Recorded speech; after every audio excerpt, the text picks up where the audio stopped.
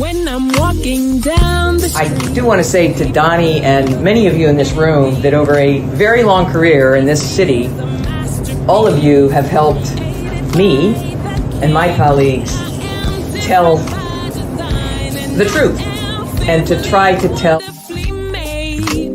I may not look like you and you me, but my head up. I'm South Carolina, so I just...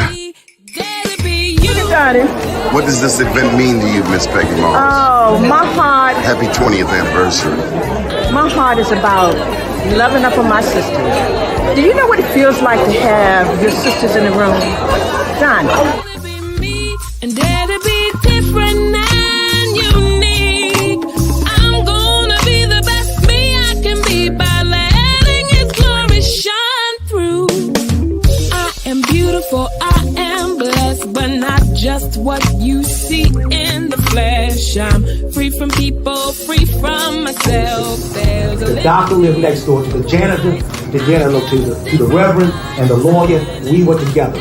Now we get so high and mighty that you create stress for your society because you don't like poor black folks either. That's a health problem.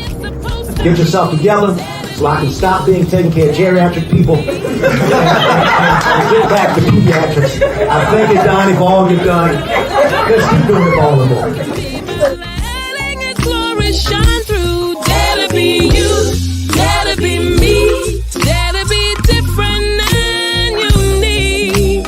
I'm gonna be the best me I can be by letting His glory shine through. And I dare you, I dare you, I dare you to be you. First name's Donnie, last name's Glover. In it to win it for the long haul, baby. All right. We're here. It was Hump Day, Wednesday, April 26th.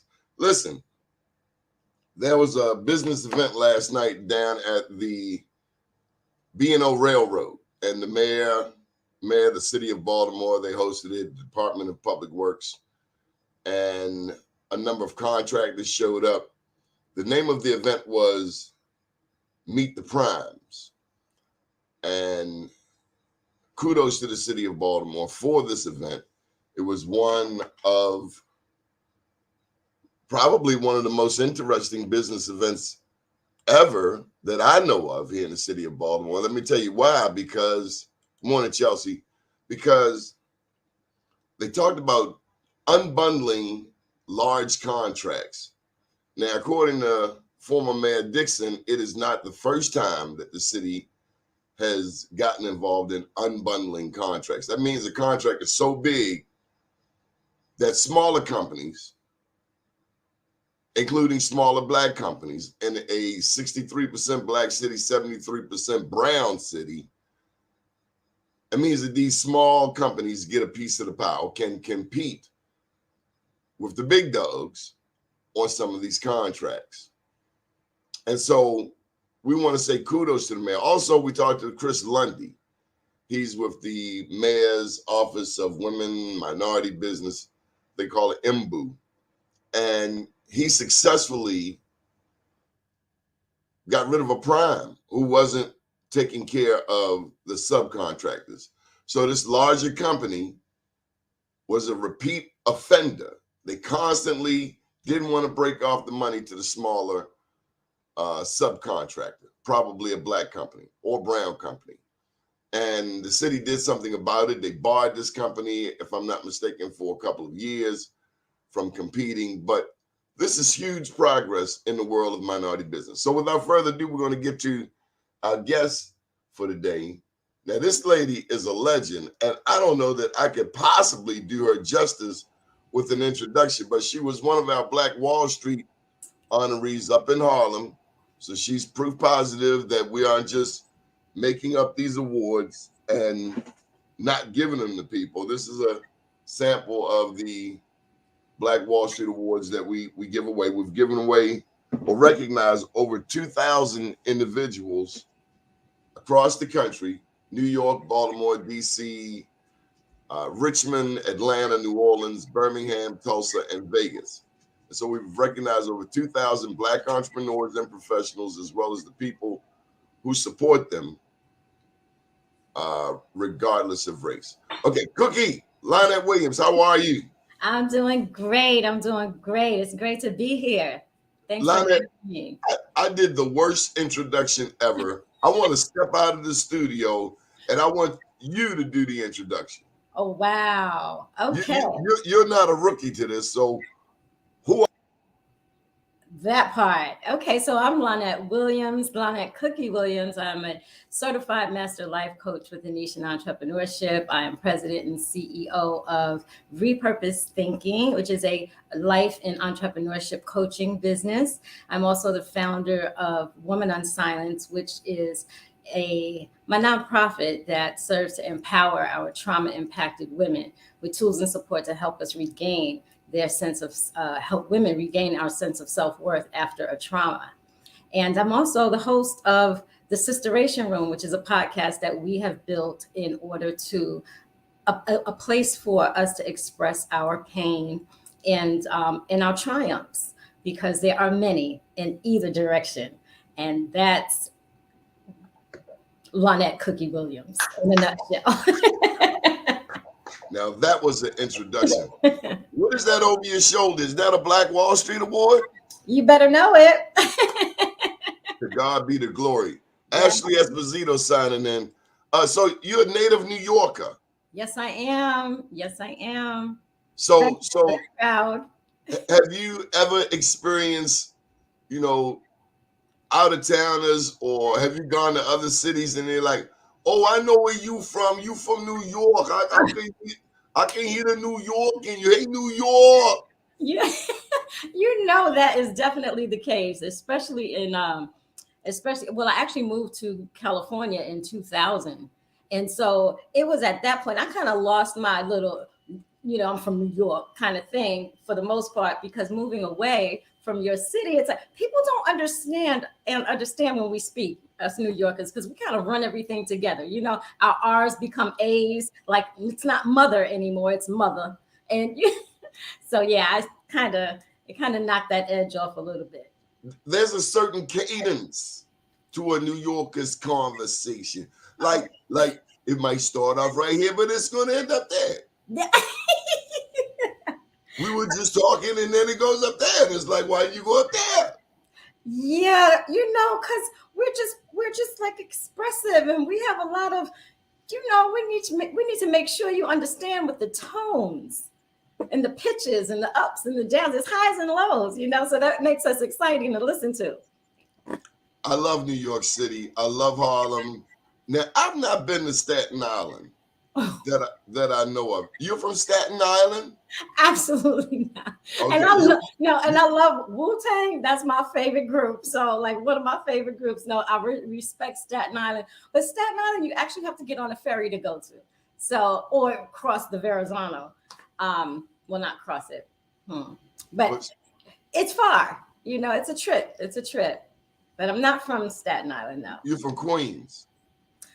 I represent Queens. I'm actually from the Bronx. Us New Yorkers, we've been in all boroughs practically to live in. But I'm actually from the Bronx, born, and until I'm about the age of 7, we moved to Queens. So I represent Queens. Yes. In the song, what is it? LL Cool J. I was born in Queens, but I represent. Well, I was born in Brooklyn, but how'd it go? I'm born in Queens, but I represent Brooklyn.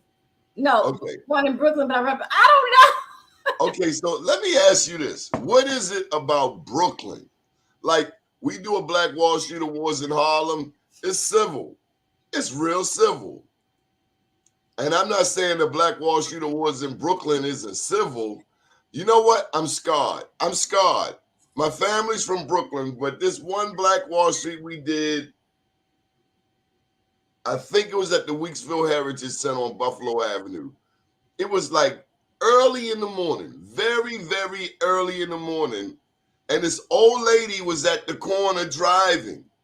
And apparently, you hear my New York accent coming in? Apparently, she wasn't moving fast enough for the person behind her. And this young man cussed this old lady out like she was a sailor. And I was like, damn. Yeah. like waking up hating on bacon. It was like, what, why? It's an old lady. It's Brooklyn, God bless Brooklyn. I love my Brooklynites too. I'm a recent transplant in Brooklyn. So, I love the community. There's a hyperness in Brooklyn that is a little different than the rest of the boroughs. I will definitely say that. See, it reminds me of Baltimore. It's kind of like 8 to 80. It doesn't matter how old you are, you're going to get it. Right. Yeah, it kind of reminds me of Baltimore. Like in Baltimore, and I'm a Baltimorean, born and raised, so you're not getting the T out of me. It's BALD or BAL Baltimore, but you won't get too many Baltimores out of me unless maybe I'm on television. But Okay. in Baltimore, there's an 8 to 80. But there's also a lot of love. Tell me about the love in New York City, Brooklyn, Queens, Harlem. There's a love. I mean, I make light of, we are who we are. We can't apologize. I think Brooklyn is like a big Baltimore, if you ask me. It's a lot of love, but it's also a lot of pain. It's a lot of trauma. It's a lot of struggle, but a lot of love. Yeah. Yes. Spread love. It's the Brooklyn way. That's right. There's a lot of love in New York City. There is a lot. And people say New Yorkers are mean, and that's so far from reality. It's so far from reality. I've seen New Yorkers help people. We did a Black Wall Street, and one of our regular people, Amber Anderson, actress, lives in Brooklyn, said that she was having something happened on the train. I don't know, some type of physical attack, spit up or sick or something, and then people just came and picked her up, or just the love. I mean, you've seen tragedy like 9/11. I remember 9/11 happened. I had my cousin there in Brooklyn was a cop. He was not far from the World Trade. Another cousin was at the Pentagon in the middle of all of that. So there's still a beautiful thing where we're all human enough that we're not going to let like in Baltimore when Freddie Gray happened. It was the worst day for many people ever in the city of Baltimore. Riots. I hadn't seen anything like it since '68, but the next day people came and rallied together and spread love. It's the Baltimore way too. Yeah, it's apparent in our community. Our community loves, and that's there's like there's a tie that binds between in the Black and brown community, and I'm going to say Black community. My community was Black. I gotta call it what it is, right? I grew up in a Black neighborhood at the beginning of. Did you know there's 60 million Latinos? We 47 million. It's like, damn, was it a race? It's 47 million Black people and 60 million Latinos. Wow. Well, now that's news. I did not know that. I was not aware of that. They've gone straight past us. And, they have some traits that we used to have. We used to could live 15 deep in a house. I never had that experience. It was me, my mother, and my father. Right. and my father said, don't let nobody in this house while I'm gone. Nobody. And if he came in there and caught somebody in there, remember he caught me and Chuck in there, we both got our asses whipped. Pardon the language. He was swinging on everything that moved. And we already knew what is supposed to be in there. Old school. But see, those were the good old days where an ass whipping might save your life. Right. It did. Yeah, I suppose. I don't know. I didn't get many of those. I was a good girl. You didn't? I remember running my mouth at the kitchen table and Pops had a Mason's, no, that was the ring finger. This hand here was the Mason, he had the Mason ring. And I caught one or two of them backhands. I got one spanking, I'll be honest with you. I was 13 and I had just made the all-star cheerleading squad at the Hollis Biddies back in Queens. And so, you know, with the All-Stars go to New Jersey to cheer with the rest of us, you know, with the rest of the group, and you get on the bus and go to Jersey, you know, the whole thing. So I was grown. My dad always picked me up from every place that I went, even a party. Anyway. This one particular instance, did you crack slick? Well, you know what I did? I didn't think it was wrong. I said, you know, I left a message with the people at the place where my father was supposed to pick me up. I said, let my dad know that I went to, you know, I made the All-Star team and that I went to New Jersey to cheer. Well, that was not what you do with Roy Williams, okay? That was supposed to wait for him and find out if I could go. And so, yeah, that was my first and my only. Yeah, my dad could look at me. You know, it was just a look. And then it just grew into a space where to disappoint my father just became my greatest. And I remember twice in my life that I'd done that. And it was the greatest pain for me. So it didn't take much but a look from my dad to straighten me right out. Do dads make a difference?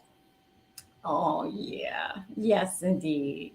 I believe they do. I believe they do. Yeah. And, you know, I've talked to many women along my journey, and you know, they feel some feel like they had a strong upbringing, even though it was just their mother.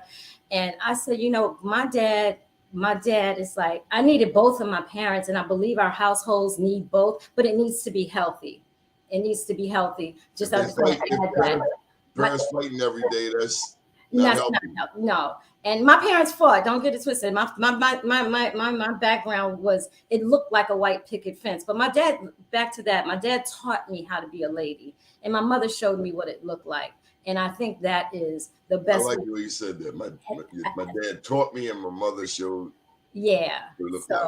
So I needed both of them. My mother was a terrorist too. Bin Laden ain't have jack crap on my mother. My mother, she invented Navy SEAL. Boogie said, find you tied up in a Brooklyn basement. My mother tied me up once. I ran my mouth that morning. It was a Saturday, 10 o'clock that night. I found myself tied up. I was laid back in the bed, and she had me tied up in bathrobe belts. I woke up tied up. And she pulled the switch. I remember she got one lick in. And I remember jumping off the bed into the air and looking. And she was giggling at me, said, I told you I was going to get you. Oh, yeah. You know, we Black mothers, we know how to get you.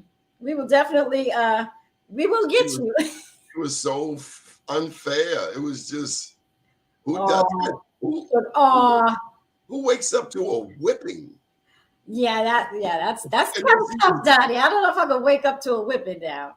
The worst part is she was giggling. I told you I was gonna get you. Wait, what army you said she fought in?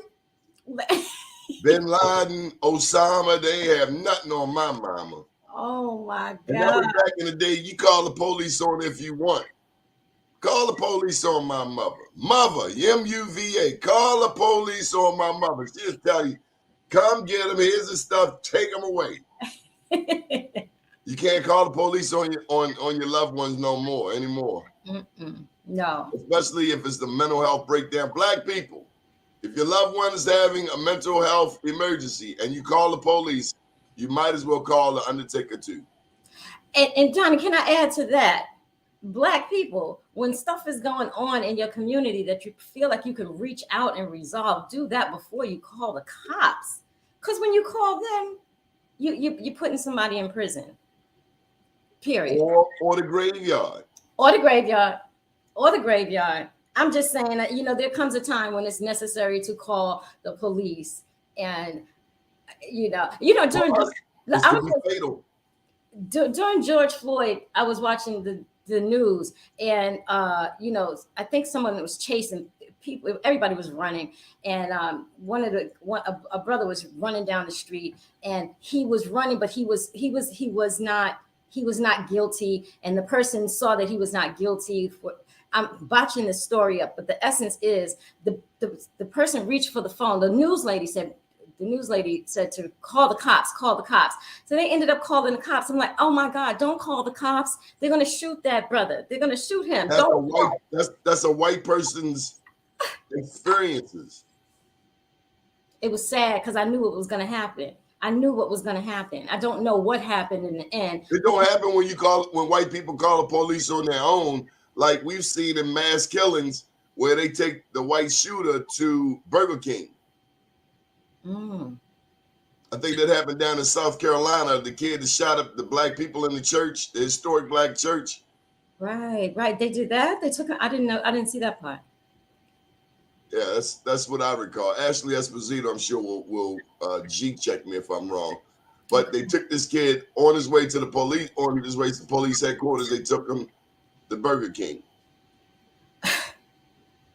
And if it wasn't, well, we already know how the other side of that story. When they do a mass killing, it's quite likely that they won't get killed. You let us, or let's go to. Here go Ashley Esposito. Even accessing mental health resources are because of the bias in the medical field. There's legitimate fear of asking for any help. Yeah, that's right. Dylan Roof. Wow. Yeah, there's such a need. Thank you, Ashley. There's such a need for in our community. It's such a need for a mental shift, and we need a cognitive shift in thinking in our community. Or maybe it'll happen naturally, because I shared with you that there are 60 million Latinos, 47 million African Americans. But have you noticed that now you see biracial commercials more than ever? I think some of the white power structure has accepted that their numbers are dwindling. Yeah, I think I read somewhere like in maybe like 30 to 40 years. Oh no. We will be the majority. Black and brown will be the majority. I can see them Latinos getting there. Yeah, but they can live 20 deep. We've reached a point we're not living 20 deep. But you know what, Donnie? I don't think we welcome new life in our community. When someone in our community, we find out that they're pregnant, it's like, oh Lord. But the Latinos are pregnant. Oh, mommy, she's pregnant. Oh, there's a celebration in as an instant space. And ours is like, maybe it's because they only had to carry their culture a few states. They could bring their culture from Mexico, which is geographically connected, Central America, geographically connected to North America. There are others in South America, and they just come on through. So I kind of dig where you're coming from. It's not like we're directly connected to Africa, and this country limits the number of black people, and they do not want any Haitians. Did you see the Haitians, how they got treated at the border? The dudes on horseback whipping with whips? Yeah, I did. I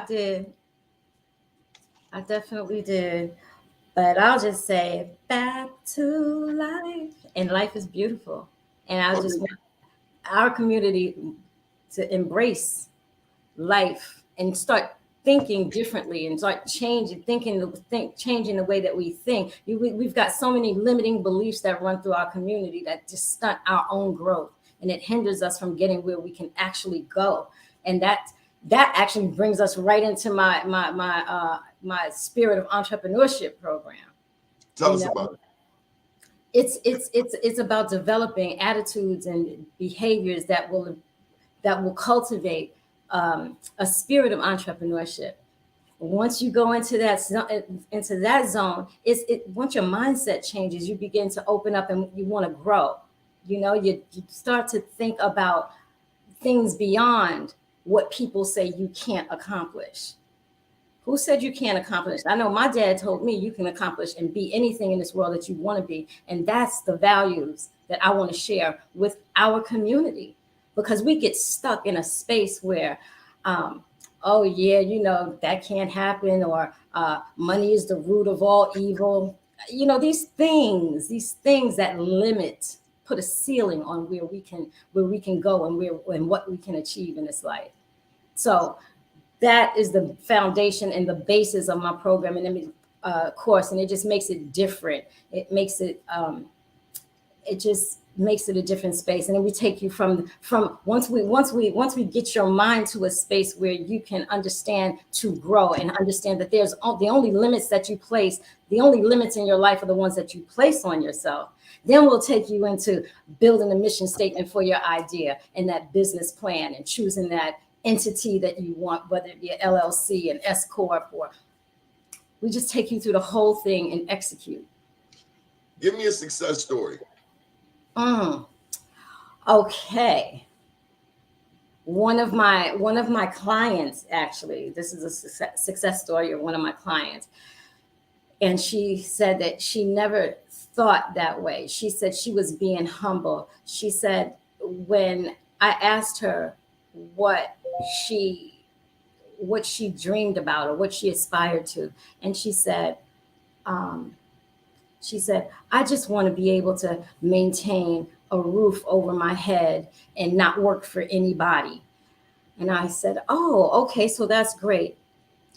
But what about having a nice huge house, and where all of your kids can come and visit you, and you can have a playground in the backyard? And how about that? She said, wow, that would be great. I was like, well, if that would be so great and that's what's on your heart, you can manifest that. Let's start in a space of growing and developing, that type of mind, so that you can achieve those things. I mean, a roof over your head, you already have a roof over your head. You've got food in your mouth. You've got this idea. You've started a business. So let's move beyond that. And so and she said, well, I kind of wanted that, but I'm trying to be humble. I said, I know she reads the Bible and she's a church person. I said, well, if you read the Bible, abundance is ours. And that's the promise. And she said, well, see, maybe she got confused by some of the other things in the Bible. Sometimes the Bible, sometimes we take things too literally, or maybe not literally enough. But I'm with you. I serve a God of abundance. I know that I can do all things if I keep God first. The word says, seek ye first the kingdom of God and his righteousness, and all things shall be added unto you. I know if I just keep God first, I can do anything but fail. And that's the overall message that I receive. At the end of the Lord's Prayer, it says, for thine is the kingdom, the power. I love it. We say thine is the kingdom, the power. No, the power. That's right. And the glory. And we all say, to God be the glory. So that glory is filled with all of the goodness that you manifest. So we're supposed to have it all. It's I'll tell you something else. Like when I was talking about the literal things, I'm not sure what slave owner inserted it into the word about slaves be loyal to your master, but I'm not from that tribe. You've tried to put a chain on me. I'm going to do everything to take your head off. I don't care if you're black, white, purple, green. You try to take my freedom, you already know what it is. That's, hey, don't look at me cockeyed. That's right. Why is your head rolling down the street? Because you brought some foolishness over here. This is Baltimore. Baltimore like Brooklyn. They just start shooting for no reason. Yeah. Damn, y'all was just shaking hands and somebody just got popped too. Yeah, Baltimore. I've been to Baltimore. It's, I did some business in Baltimore at a point. Did they pay you?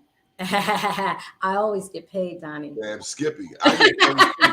You can burn all them other people, but you gonna give me my money. Yeah, don't worry about money. I definitely get paid. Don't make me call Black Stevie here. Don't make me do it. Don't make me have to do it.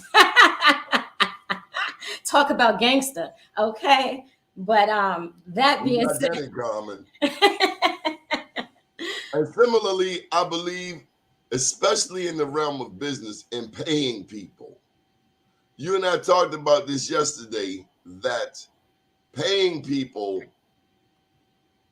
treat people like you want to be treated. I want you to pay me. So I'm going to pay whoever I hire, and I'm going to pay them like I want to get paid. Fast, early, and maybe even with something on top. that's number one in business. Pay your employees. Take Like, care of them. you got to take, yeah, and do more than just pay them. Take care of them, just like Eddie, you said. there's a big time money manager here in Baltimore, Mr. Eddie Brown. Eddie and his wife is Sylvia, so they always say Eddie and Sylvia Brown. At one point, I remember he managed $5 billion. And I was at one of his talks. He said, if you are a business owner, you have employees, he said, have the best compensation package, not in your city, in the region. So if you come to work for us at Be More News, we have a sales commission that's higher than anyone anywhere in this region, because I want you to get top dollar, because we want top talent. That's right. That's right. You get what you pay for. Yeah. You get, that's the realest. That's a realist statement. That is a very real statement. You get what you pay And for. black people, everybody likes to get paid, but especially black people. What I don't like is when people play with the money. Whether I'm buying or selling, don't play with my money. And Don't act like you're playing with my money, because then it's over. Right, right. Have a good life. And And I got one more tip. Don't overcharge. I often say, this is a freebie from Baltimore to New York. You hear? Business is a good thing, but repeat business is everything. Yes, it is. Business is a good thing, but Retention is everything. Because as the son of an undertaker, and I was just talking to one yesterday, Derek Jones. Once you get into a family, they will always call you. They remember how you took care of grandma, daddy, mama, and it's a relationship. You're their go, and we know in that industry to take care of the family. Yes. I mean, it's second nature. So Yeah. okay, so listen, you have a show yourself, right? Yes, I do. I love my show. I love the people on my show, I should say. I love the people that come to the show. Yeah. Can we talk about that? It is called the Sisteration Room. It is where the conversation happens, that talks about the emotional tax we as a people pay in society, and how we get reimbursed for it. Or do we? So in the baseline of it, it's called, it's the Sisteration Room on YouTube. Subscribe, please. And that is the Sisteration Room. Like the situation, the Sisteration Room. And so it's the premise of that is it's prison talk. It's the premise of it is bridging the gap between society and our returning citizens.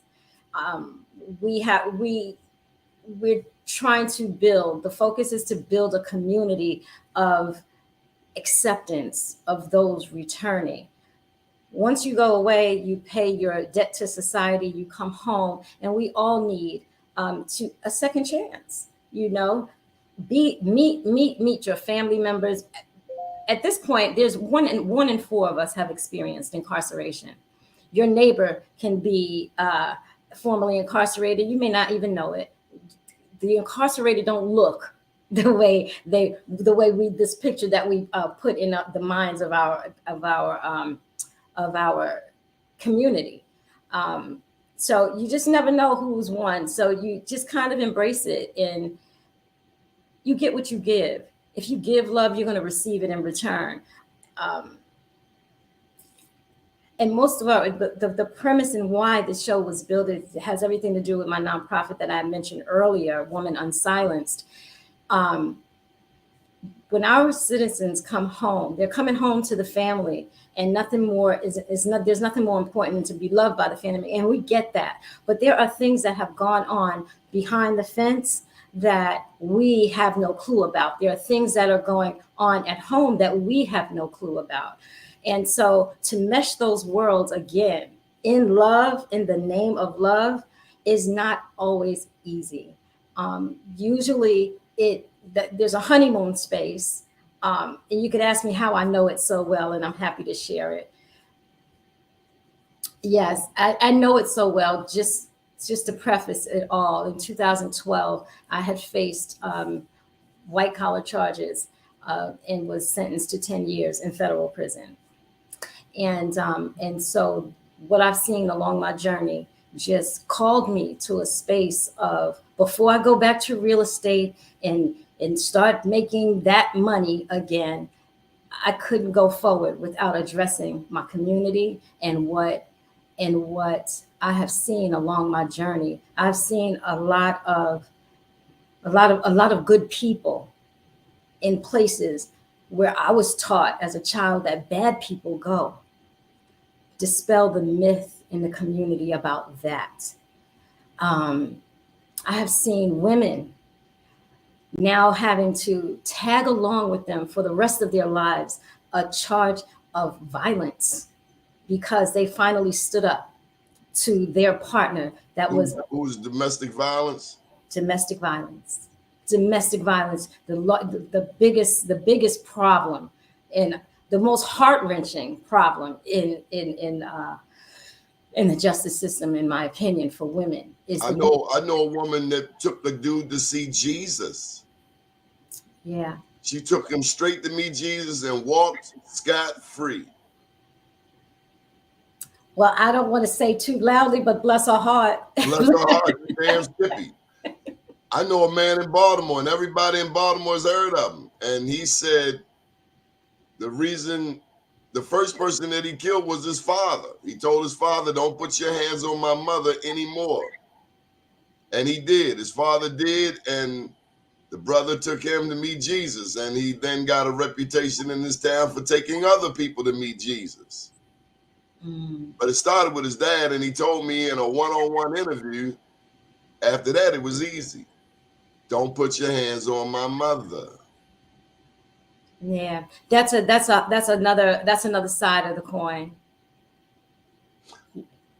You know, God gives everybody different gifts, and we live in a very violent world, so you actually do need soldiers. When you think of soldiers, they are designed, built, trained to kill. Thing is when they come back home with that mentality and try to fit into regular everyday life. Right. And there's many that come back home and don't try to fit into that space. Or many of us who go to prison and come back home and don't adjust. Recidivism is 70%. I just want to share this stat with you. America incarcerates almost as many people as China. China has 1.4 billion people. America's got, 400 million. We incarcerate almost as many people as a country 3-4 times larger than ours. Number two, black men.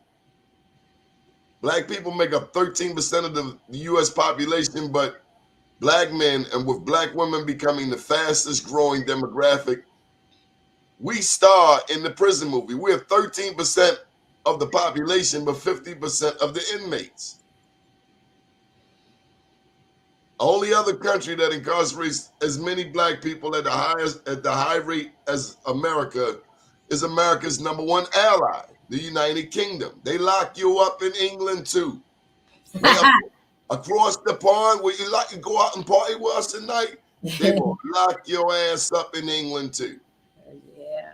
Wow. And so we face this mass incarceration, and thank God for the brother who introduced us, who brought you to the table, Mr. Victor Pate.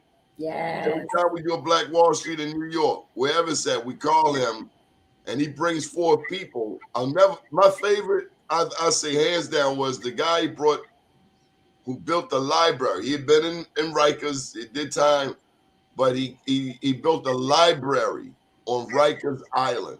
He will always be my hero because, this cat wasn't a big old, giant of a dude. He's a regular guy, and he built a library. And how important is a book? We had a lady on, Natasha, another person that Victor Pate brought to the table.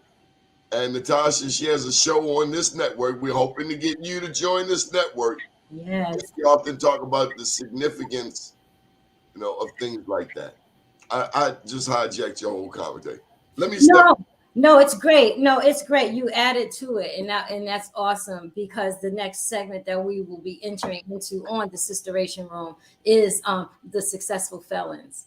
So yeah, you just stepped in and added to all of that. 70%. So many brothers I grew up with. One cat just come home after 42 years. He was locked up when we were 14. He's just coming home. She missed everything. He missed everything. I'm interviewing on the Sisteration Room next the next season of it. A gentleman, he did 38 years. 38 years, like. And then to come home, you talking about post-traumatic stress disorder.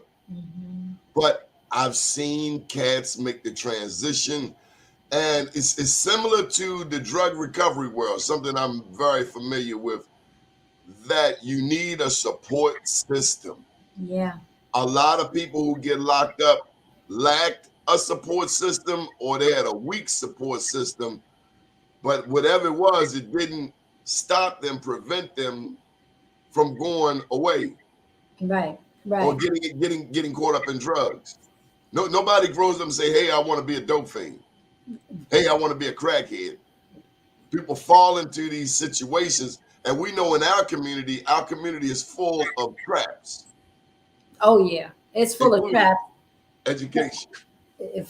Yes, exactly. I want to touch on before we go too far past. I want to touch on Victor Pate in particular. Victor Pate is a very strong advocate for prison reform out of New York City. He is the forerunner in the campaigning and boots on the ground for campaigning for advocating for prison reform out of New York City. That's Victor Pate, one hell of a dude. Like he's top of the game out there doing his thing. What motivates you today? What motivates me? Listen, the heart is the first organ in the body, right?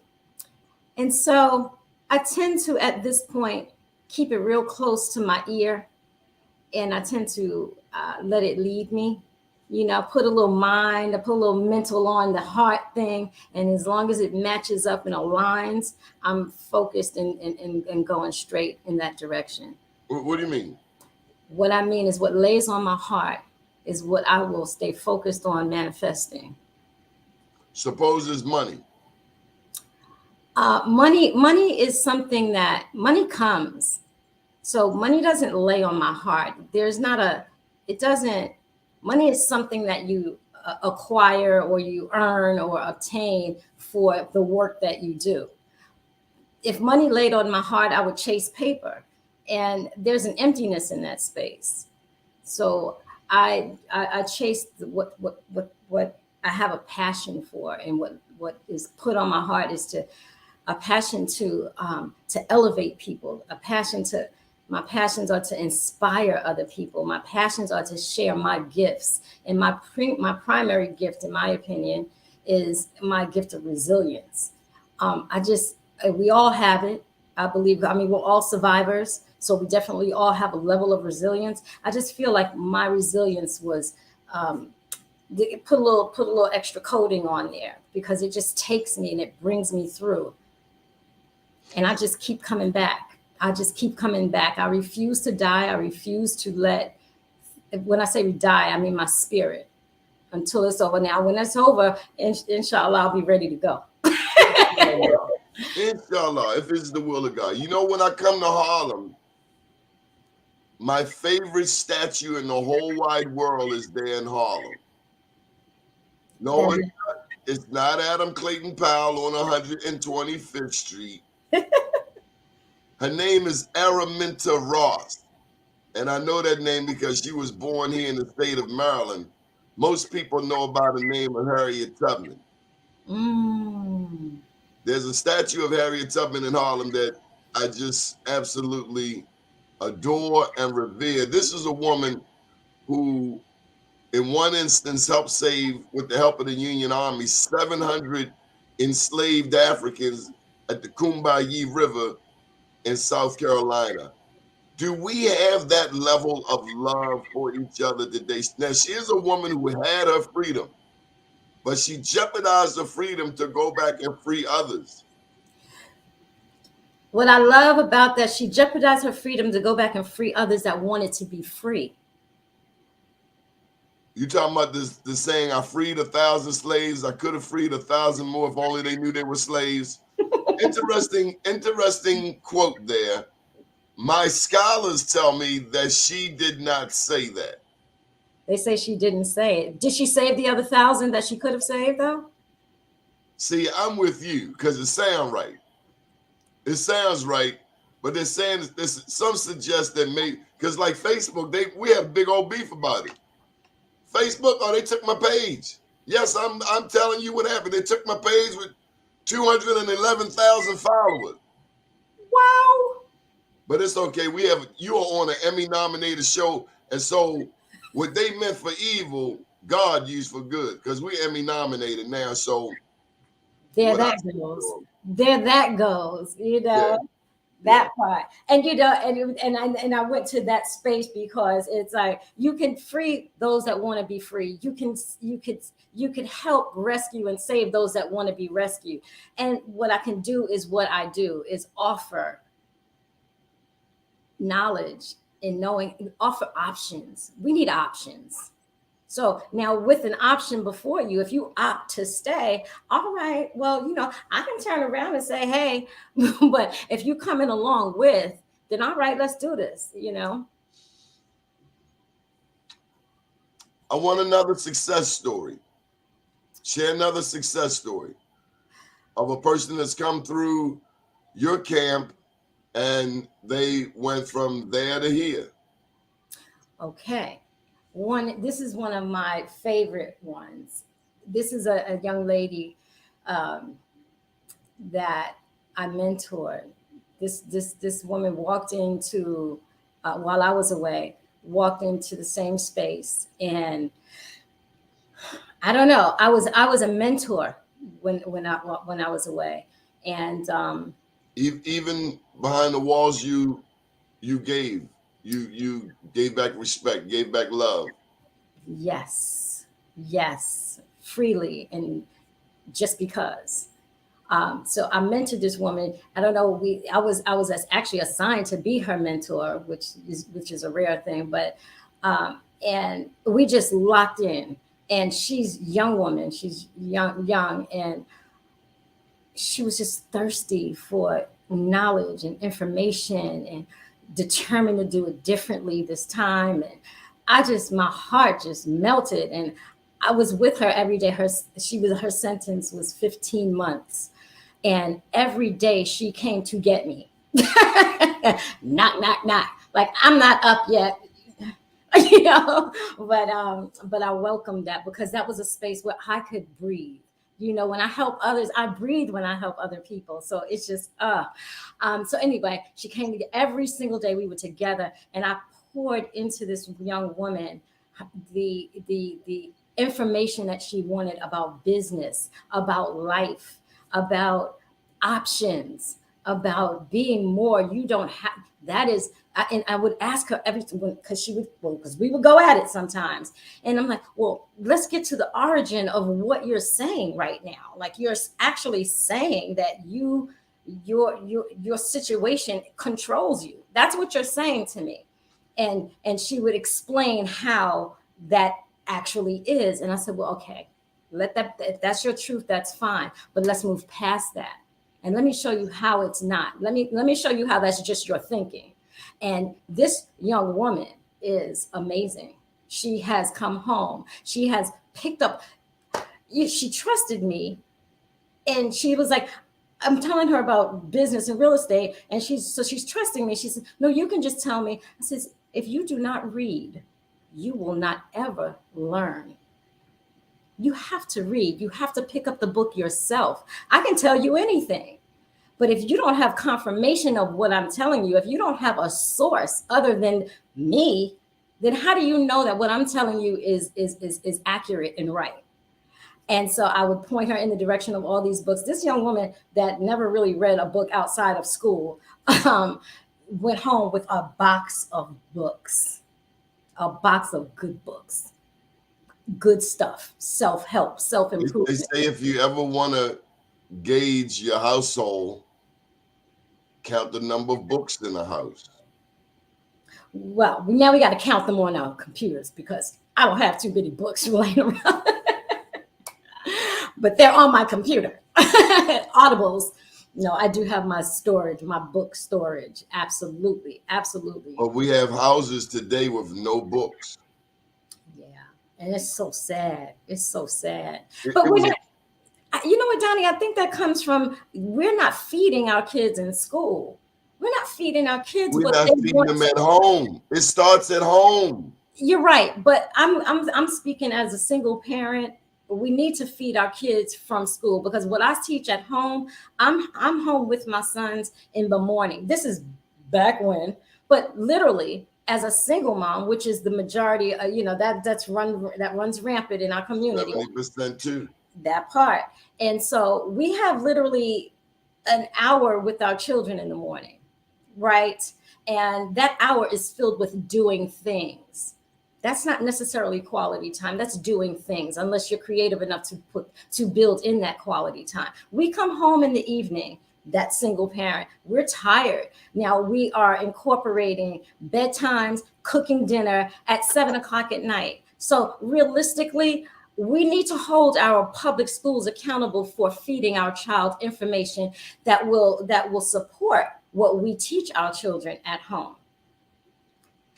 It's not working that way, and the dwindling number of Republicans in this country doesn't, they have these things that they don't want us reading certain books. They want to block out certain parts of history.